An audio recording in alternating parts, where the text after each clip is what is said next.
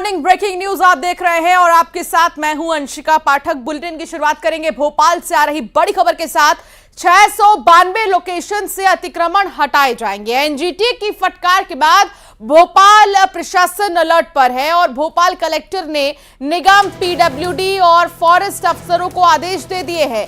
अतिक्रमण हटाने की कार्रवाई जल्द करने के आदेश दिए गए हैं और जल्द से जल्द बोला गया है कि जहां पर भी अतिक्रमण है उन्हें नोटिस भी दे दे, नोटिस भेज दे और अतिक्रमण को हटाया जाए। दरअसल एनजीटी, जिसे पर्यावरण का अदालत भी कहा जाता है, इसका गठन ही पर्यावरण के संरक्षण के लिए हुआ था और एनजीटी की तरफ से फटकार लगाई गई है। कुछ जगह ऐसे हैं जहां पर लोगों ने अपनी गृहस्थी बसा ली है, तो दूसरी तरफ कई ऐसे बड़े बड़े बिल्डिंग्स हैं जिन्होंने आधे से ज्यादा मेन रोड पर कब्जा कर लिया है। अब उसको लेकर एनजीटी की तरफ से सख्त निर्देश जारी किए गए हैं कि 692 लोकेशन से अतिक्रमण हटाया जाए और समय रहते इस पर फौरन एक्शन लिया जाए। कई लोकेशंस को पहचान लिया गया है जहां जहां पर अतिक्रमण की शिकायतें आई। हालांकि उससे पहले भी नोटिस जारी कर कई बार इन लोगों से बोला गया है कि अतिक्रमण हटा दिया जाए। अतिक्रमण दरअसल अवैध तरीके से किए गए कब्जे वाली जगह को लेकर एक्शन लेने की बात सामने आ रही है। एनजीटी की तरफ से 692 लोकेशन तय किए गए और अब अतिक्रमण हटाने की बात सामने आ रही है। भोपाल से बड़ी खबर, 692 लोकेशन, हालांकि संख्या बहुत ज्यादा है, समय भी लगेगा अतिक्रमण हटाने में, लेकिन उससे पहले ये उन लोगों के लिए एक तरह से अल्टीमेटम है कि फौरन जगह को खाली कर दे जहां पर भी अवैध तरीके से कब्जा किया गया है या अवैध तरीके से लोग रह रहे हैं या फिर आधे से ज्यादा अपनी जमीन छोड़कर सरकार की जमीन पर कब्जा किया गया है। तो बड़ी खबर, 692 लोकेशन से अतिक्रमण हटेंगे। एनजीटी की फटकार के बाद प्रशासन अलर्ट हुआ है और यहां से अतिक्रमण हटाने की बातें सामने आ रही हैं। शैलेंद्र भदौरिया संवाददाता साथ जुड़ गए हैं। शैलेंद्र, संख्या तो ज्यादा है, 692 लोकेशन, और अतिक्रमण हटाने में समय भी लगेगा, लेकिन क्या कुछ एनजीटी की तरफ से कहा गया है, विस्तार से बताइए। बिल्कुल, मैं आपको बता दूं, राजधानी भोपाल के आसपास के ग्रीन बेल्ट इलाके में कुछ लोगों के द्वारा अस्थायी और कुछ लोगों के द्वारा स्थायी यानी पक्के निर्माण करके अतिक्रमण करने का काम किया गया है, जिसकी शिकायतें लगातार एनजीटी को मिल रही थी और एनजीटी के पास जो शिकायतें मिली थी उसके बाद उसने जिला प्रशासन को बाकायदा निर्देश दिए थे कि जहां जहां ग्रीन बेल्ट इलाके में अतिक्रमण हुआ है ऐसे स्थानों को सूचीबद्ध किया जाए। जिला प्रशासन की तरफ से पूरी एक मुहिम चलाकर इन इलाकों में सर्वे कराया गया था और पता चला है कि 692 ऐसी जगह है जहां पर ग्रीन बेल्ट इलाके में लोगों ने अतिक्रमण कर लिया है और ऐसे अतिक्रमण को हटाने के निर्देश अब एनजीटी की तरफ से जिला प्रशासन को दिए गए और यही कारण है कि जिला प्रशासन ने वन विभाग और पीडब्ल्यूडी और नगर निगम के साथ मिलकर एक बैठक आयोजित की थी और बैठक के बाद ये निर्णय लिया गया कि इन इलाकों से अब जल्द से जल्द जो है वो अतिक्रमण हटाया जाएगा। सबसे अधिक अगर अतिक्रमण की बात करते हैं तो अयोध्या बाईपास का इलाका है, करौंद बाईपास का इलाका है, आसाराम बापू चौराहा हो या फिर 11 मील का इलाका, ये वो इलाके हैं जहां पर ग्रीन बेल्ट का इलाका है और ऐसे उन इलाकों में बड़ी संख्या में जो है वो अतिक्रमण किया गया है। तो अब ये चारों डिपार्टमेंट मिलकर जल्द ही इस अतिक्रमण को हटाने की मुहिम शुरू करेंगे, क्योंकि एनजीटी ने जिस तरह से नाराजगी जाहिर की है तो निश्चित तौर पर जल्द से जल्द इन अतिक्रमण को हटाया जाएगा और उसके बाद एक रिपोर्ट भी एनजीटी को सौंपी जाएगी। तो निश्चित तौर पर उन लोगों के लिए आगाह करने वाली खबर है जिन्होंने जो सरकारी यानी जो ग्रीन बेल्ट की जमीन है उस पर अब अस्थायी या स्थायी तौर पर कब्जा कर रखा, तो ऐसे लोगों को अब फिलहाल तो नोटिस तो नहीं, सीधे जो है अतिक्रमण हटाने की कार्रवाई जल्द ही प्रशासन शुरू कर सकता है। जी, बहुत शुक्रिया शैलेंद्र जानकारी साझा करने के लिए। तो 692 लोकेशन जो सेलेक्ट किए गए हैं वहां से अतिक्रमण हटाने की बातें सामने आ रही हैं। रायपुर की बात करेंगे जहां 1 दिसंबर को होने वाले भारत ऑस्ट्रेलिया के बीच मैच के लिए आज 11 बजे से ही टिकट के वितरण शुरू हो जाएंगे। विस्तार से आपको इस बारे में बताएंगे, लेकिन एक बीच बड़ी खबर आ रही है। इस बीच भिलाई से मोबाइल टावर पर युवक चढ़ गया है। आत्महत्या के प्रयास में युवक टावर पर चढ़ा है। मारपीट के आरोपियों की गिरफ्तारी की मांग कर रहा है। मतदान के दौरान मारपीट हुई थी। दुर्ग सांसद विजय बघेल मौके पर पहुंच गए हैं। बड़ी खबर आपको बता दें, भिलाई से मोबाइल टावर पर एक युवक चढ़ गया है और उसकी ये मांग है कि मारपीट के आरोपियों की गिरफ्तारी हो। जल्द से जल्द हो। दरअसल मतदान के दौरान मारपीट हुई थी और वो ये मांग कर रहा है कि जो आरोपी हैं मारपीट के, उनकी गिरफ्तारी की जाए।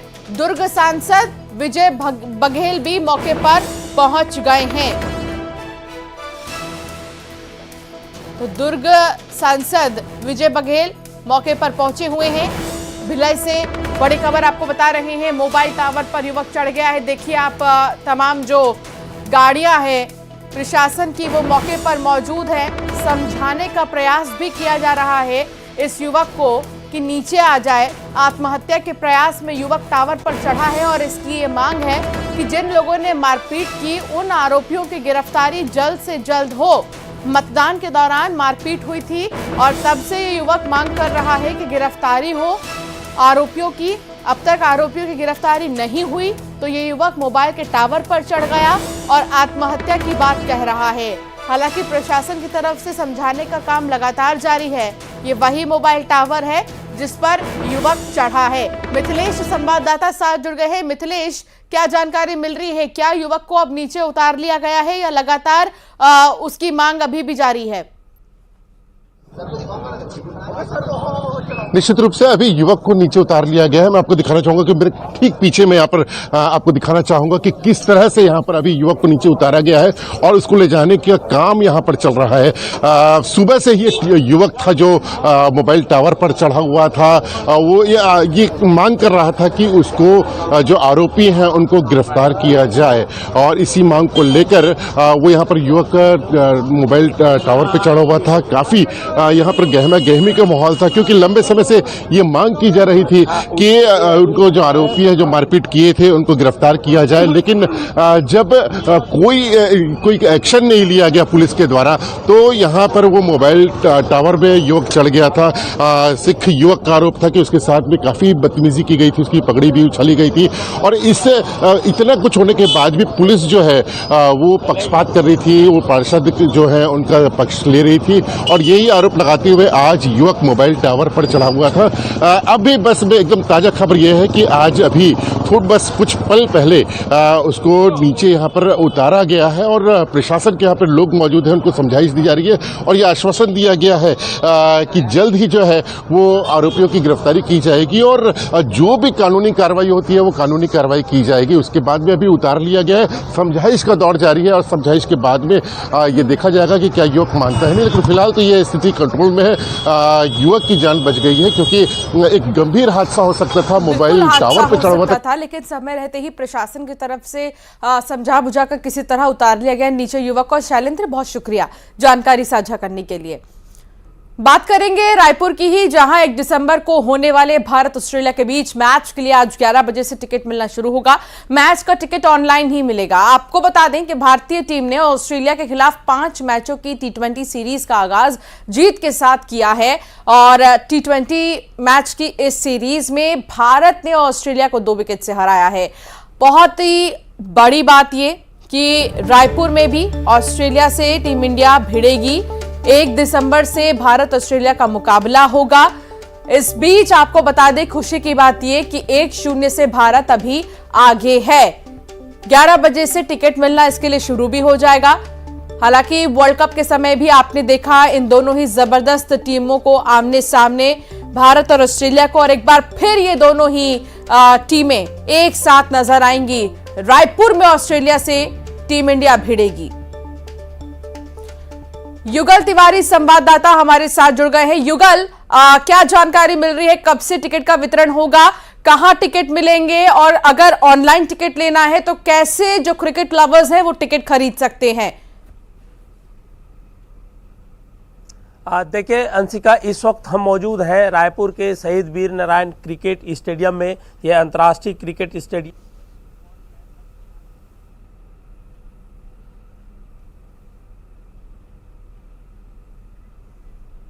युगल, आपकी आवाज नहीं पहुंच पा रही है, क्या एक बार फिर से आप बोल सकते हैं?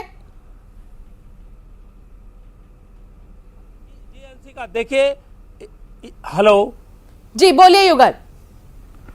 हेलो जी अंशिका, देखिए इस वक्त हम मौजूद हैं रायपुर के शहीद वीर में और यहाँ की गई है वो मिलेगा। और जो लोग हैं फिजिकल टिकट लेने के लिए इंडोर स्टेडियम है वो पहुंचेंगे और वहां पर टिकट है वो ले सकेंगे। 1 दिसंबर को भारत और ऑस्ट्रेलिया के बीच ये मुकाबला है वो होगा और उसकी तैयारी पूरी तरीके से की गई है। सबसे खास बात यह है कि सुरक्षा के पुख्ता इंतजाम किए जाएंगे जब खिलाड़ी यहां पर पहुंचेंगे छत्तीसगढ़ और इसी ग्राउंड में अभ्यास भी करेंगे, प्रैक्टिस भी करेंगे, तो उसकी व्यापक व्यवस्था की गई है। और जिस तरह से यहाँ पर 3 से 4 हजार सुरक्षा कर्मियों को लगाया जाएगा, चप्पे चप्पे पर पुलिस की नजर है वो रहेगी। और 11 बजे आज टिकट मिलेगा 25,000 रुपए से 1,000 रुपए। ठीक है, एक आखिरी सवाल 2 सेंटेंस में युगल आपसे सावधानियां बता दीजिए उन क्रिकेट लवर्स के लिए। हालांकि कालाबाजारी भी बहुत होती है टिकट्स की, तो कैसे वो बच सकते हैं? जी बिल्कुल, देखिए ऑनलाइन टिकट की व्यवस्था की गई है और हालांकि आयोजकों ने कहा है कि किसी तरह के टिकट की ब्लैक है वो नहीं होगी। और खास बात यह है कि स्टेडियम में किसी भी ज्वलनशील पदार्थ है वो नहीं लाना है, कॉइन है वो लेकर के लोग नहीं आ सकेंगे, जो बोतल्स है वो नहीं ले आ सकेंगे। तमाम बहुत सारी ऐसी चीजें हैं, धारदार चीजें हैं, हथियार है, कैंची है, चाकू है, इन सभी चीजों को प्रतिबंधित पूरी तरह से किया गया है। और खास करके इस मैच को लेकर के अभी से पूरे छत्तीसगढ़ के लोगों में उत्साह है वो देखा जा रहा है। टिकट वितरण 11 बजे से शुरू हो जाएगा ऑनलाइन और उसके बाद फिजिकली रूप से वो इंडोर स्टेडियम पे जाएंगे जहां पर 6 काउंटर होगा, वहां पर टिकट है और अपने भुगतान की रसीद है जो दिखा करके पेटीएम से उसे वो टिकट है वो प्राप्त कर सकेंगे। पूरी तरह से व्यवस्था की गई है। दूसरे जिले से भी पुलिस के अधिकारी कर्मचारियों को यहाँ पर ड्यूटी लगाया गया है। पार्किंग की विशेष व्यवस्था रखी जाएगी क्योंकि 65,000 का स्टेडियम क्षमता है और जब लोग आएंगे तो यहाँ भीड़ भाड़ होगा। अलग अलग पार्किंग के जोन भी बनाए गए हैं। वीवीआईपी जो पार्किंग है उसकी अलग व्यवस्था ही रखी जाएगी। बहुत शुक्रिया युगल जानकारी साझा करने के लिए। तो ऑस्ट्रेलिया और टीम इंडिया आमने सामने होंगे जिसके लिए 11 बजे से टिकट के वितरण की शुरुआत हो जाएगी। भोपाल के 20 इलाकों में आज बिजली सप्लाई नहीं होगी। कोलुआ सिग्नेचर 360 कॉलोनी में बिजली कटौती होगी। E3, 4 और 5 में भी बिजली कटौती का असर दिखेगा। 3 से 6 घंटे तक बिजली कटौती रहेगी। यहां बिजली कंपनी मेंटेनेंस का काम करेंगी और इसलिए आपको सावधान होना पड़ेगा। जो भी काम आप करना चाहते हैं, बिजली का इस्तेमाल आप जो करने वाले हैं वो आप पहले से ही कर लीजिए। तमाम चीजें चार्ज करना और भी बहुत सारी चीजें जो आपके काम की हैं वो आप पहले ही कर लीजिए क्योंकि 3 से 6 घंटे तक बिजली की कटौती होगी मेंटेनेंस की वजह से। इसीलिए 20 इलाकों में बिजली ठप रहेंगे करीब 3 से 6 घंटे तक के लिए। फौरन से फटाफट से अपना काम निपटा लीजिए क्योंकि मेंटेनेंस है बहुत जरूरी और मेंटेनेंस की वजह से ही बिजली कुछ इलाकों में ठप रहेगी। उज्जैन से खबर आ रही है, स्कूल में छात्र को लठ से पीटा गया है। हाथ और पैर में चोट आ गई है। छात्र को जिला अस्पताल में भर्ती किया गया। प्रिंसिपल राजेश कुलमी पर आरोप लग रहे हैं। गो ग्रीन स्कूल की घटना चिंतामण थाना के हासमपुरा का यह पूरा मामला है। प्रिंसिपल ने हैवानियत की हदें पार कर दी और लठ से एक छात्र को इस कदर पीटा कि उसके हाथ और पैर में चोट आई है और उसे अस्पताल में भर्ती किया गया है। फिलहाल प्रिंसिपल राजेश कुलमी पर कई आरोप लग रहे हैं जिस पर पुलिस जांच पड़ताल करेगी। लेकिन जो छात्र है जिसे पीटा गया है, पीड़ित छात्र को अस्पताल में भर्ती किया गया है।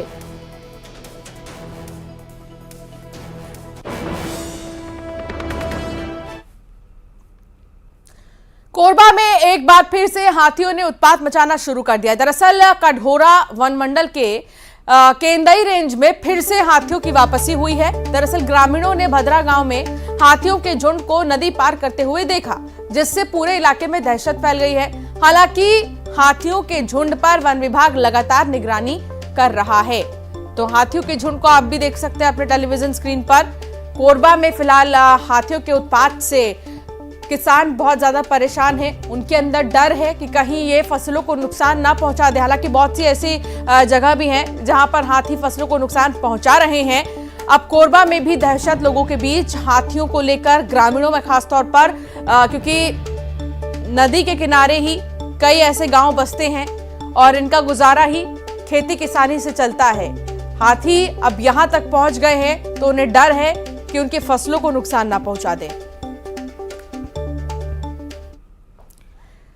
गरियाबंद में अवैध धान के परिवहन पर प्रशासन ने बड़ी कार्रवाई की है और 300 बोरा धान और 5 वाहन जब्त किए हैं। देवभोग एसडीएम अर्पिता पाठक ने कार्रवाई की है। इससे पहले भी वो ऐसी कार्रवाई कर चुकी हैं और भारी मात्रा में धान के बोरे जब्त किए गए जो कि ओडिशा से आ रहे थे और एक बार फिर बिचौलिए ओडिशा से धान लाकर छत्तीसगढ़ में एमएसपी पर बेचने की तैयारी में थे। तभी पुलिस ने कार्रवाई करते हुए अवैध धान जब्त किए हैं। साथ ही जिला प्रशासन ने जिले के 15 चेकपोस्ट में लापरवाही बरतने वाले 120 कर्मियों को नोटिस जारी किया है। चेकपोस्ट पर बड़ी संख्या में पुलिस के जवानों को तैनात किया गया है।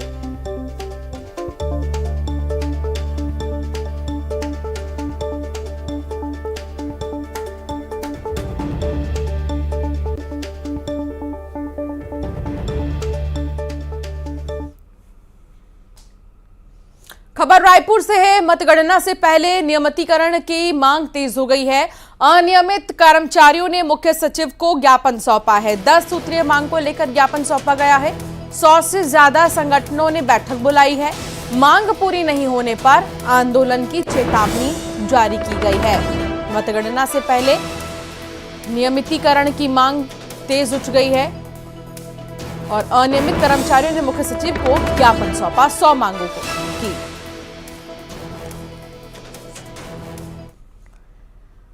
मध्य प्रदेश के कई जिलों में खाद की कमी है। किसान रात से खाद केंद्रों पर लाइन में लगने को मजबूर हैं। 2-3 दिन बाद उनको खाद मिल रही है। वहीं इसको लेकर सियासत खूब हो रही है। देखिए रिपोर्ट।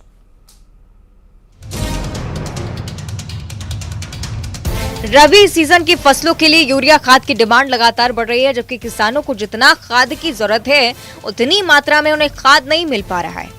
इन हालातों में एमपी के कुछ जिलों में खाद के लिए मारामारी मची है। स्थिति यहाँ तक पहुँच गई कि खाद खरीदी केंद्रों के बाहर आधी रात से किसानों की लंबी लंबी लाइनें लगना शुरू हो जाती हैं, जो दिन भर लगी रहती हैं। कई किसानों का नंबर तो 2 से 3 दिनों बाद आता है। इसे लेकर किसानों की नाराजगी लगातार बढ़ रही है और अब प्रशासन को खाद्य बिक्री केंद्रों के बाहर पुलिस की तैनाती करनी पड़ी। पूरे दिन भर टोकन के लिए लगे रहे और आज सुबह 8 बजे के आए, ना खाना खाया ना कुछ खाया और टोकन जो मिले थे उन पे यहाँ पे नंबर लगाए गए। फोन आ जाते हैं, कोई कूपन नहीं है, कोई कुछ नहीं है, अंदर उनके जमा हो जाते हैं पैसे। जैसे 10-20 लोगों के इकट्ठे हुए, विंडो बंद कर दी जाती है, अंदर उनके पर्ची कट जाती है, पैसे जमा हो जाते हैं। वो लोग खाद लेके जा रहे हैं। परेशानी सर बहुत धक्का मुक्की हो रही, बिल्कुल खाद ही नहीं मिल रहा है। क्या करें सर, कल का टोकन था आज भी नहीं मिल रहा है, कल भी नहीं मिला था, आज भी नंबर नहीं आ रहा है सर हमारा। इस बीच लगातार मिल रही खाद की कालाबाजारी की शिकायतों को लेकर कई जिलों में प्रशासन सतर्क हो गया है। खाद केंद्रों का निरीक्षण किया जा रहा है और बाजारों में खाद की कालाबाजारी रोकने की कोशिश तेज हो गई है। देखिए, लंबी लाइन इसलिए लगी है कि एक बार मान लीजिए 500 किसान आगे लेने, तो व्यवस्था बनाने के लिए लाइन तो लगानी ही पड़ेगी ना। खाद की कोई किल्लत नहीं है, खाद की पूर्ति हम कर रहे हैं। क्या है, कई बार ऐसा होता है निरंतर हमारा रैक आता जा रहा है। मान लीजिए हमने आज 800 टोकन बांट दिया, 800 में हमने 700 को आज हम दे पाए, तो निश्चित रूप से उनको हम दूसरे दिन बुलाएंगे। थोड़ा सा कोऑपरेट तो करना पड़ेगा, लेकिन खाद में हम कोई कमी नहीं रहने देंगे। इधर खाद की किल्लत पर सियासत भी गर्मा गई है। कांग्रेस सरकार पर चुनाव मैनेजमेंट में लगे रहने और अन्नदाताओं की जरूरत पर ध्यान न देने के आरोप लगाए। तो वहीं बीजेपी ने पलटवार करते हुए कहा कि किसानों के हितों के लिए हमेशा बीजेपी को चिंता रही है। कांग्रेस तो केवल झूठे आरोप लगाने का काम करती है। देखिए, शिवराज जी की सरकार जाते जाते भी किसानों को पीड़ा देके जा रही है। दुख इस बात का है कि हम सत्ता में पहले से नहीं थे, नहीं तो अब तक इंतजाम कर चुके होते। ये सरकार सिर्फ राजनीति में व्यस्त रही। निर्देश दिए कि पर्याप्त मात्रा में मध्य प्रदेश में खाद उपलब्ध है। रही बात वितरण की, देखिए चुनावी साल में हम लोग थे, चुनाव अभी निकले हैं और जिस प्रकार से उस पर कुछ चीजें थी, चुनाव आयोग ने रोक लगाई थी, उसके कारण कुछ वितरण में लेट लतीफी हुई है, लेकिन बहुत सुचारू रूप से आने वाले समय में किसान भाइयों को पर्याप्त मात्रा में खाद उपलब्ध कराई जाएगी। सरकार की प्रतिबद्धता है। एक तरफ किसान खाद के लिए परेशान है, दूसरी तरफ नेता किसान के चूल्हे की आंच पर सियासत की खिचड़ी पका रहे हैं। लेकिन किसान समझदार हैं और 3 दिसंबर को इसका जवाब जरूर मिलेगा।